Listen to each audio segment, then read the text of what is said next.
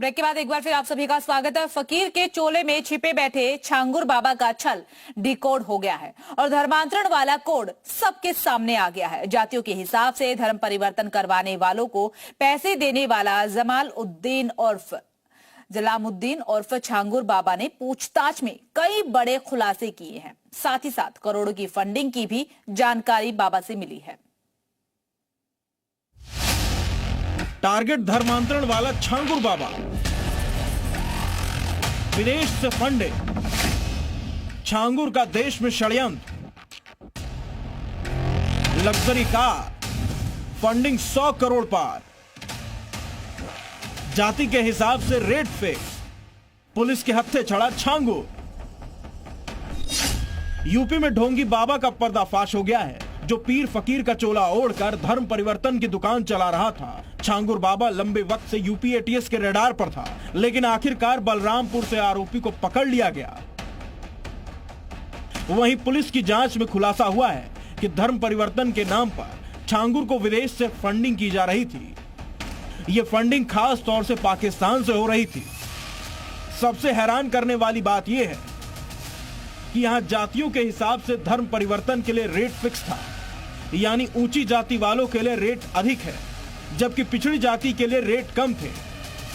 छांगुर बाबा फर्जी संस्थानों के नाम से 40 से अधिक बैंक अकाउंट खुलवा रखा था, जिनमें करीब 100 करोड़ रुपए की फंडिंग का भी खुलासा हुआ।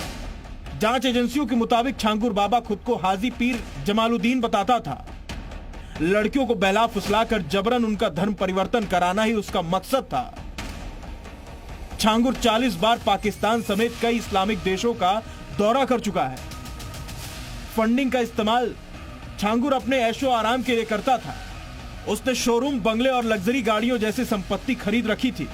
इनकी कीमत करोड़ों में है। एटीएस की पूछताछ में आरोपी ने शिज़्ज़र-ए तौबा नाम की किताब भी छपवाई थी, जिसका इस्तेमाल वो उसके साथी इस्लाम धर्म में प्रचार प्रसार और ब्रेन वॉश के लिए करते थे।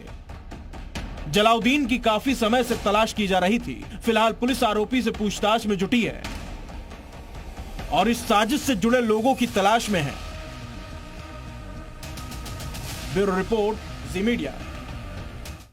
तो वहीं हमारे संवाददाता ने यूपी के ADG law and order Amit Yash से खास बातचीत भी की है। क्या कुछ उनकी तरफ से कहा गया है, सुनिए। एसटीएफ को जानकारी प्राप्त हुई कि इनके द्वारा एक बड़ा कन्वर्जन रैकेट चलाया जा रहा है। वो जानकारी के बाद एसटीएफ ने विस्तृत जांच किया और पाया कि इनके एजेंट्स भोली भाली कन्याओं को फांसकर स्वयं को हिंदू बताकर इन्हें धर्मांतरण के लिए प्रेरित करते हैं। इसके अलावा नाबालिग कन्याओं का भी धर्मांतरण कराया गया। इन एजेंट्स को अलग अलग बिरादरी के महिलाओं के धर्म परिवर्तन के लिए अलग अलग अमाउंट्स फिक्स्ड हैं।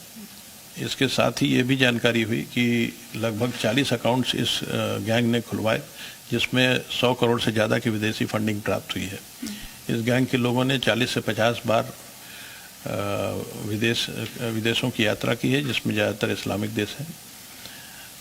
इन सभी जानकारी के पुख्ता होने के बाद एसटीएफ द्वारा एक मुकदमा कायम कराया गया, जिसका इन्वेस्टिगेशन यूपी एटीएस कर रही है।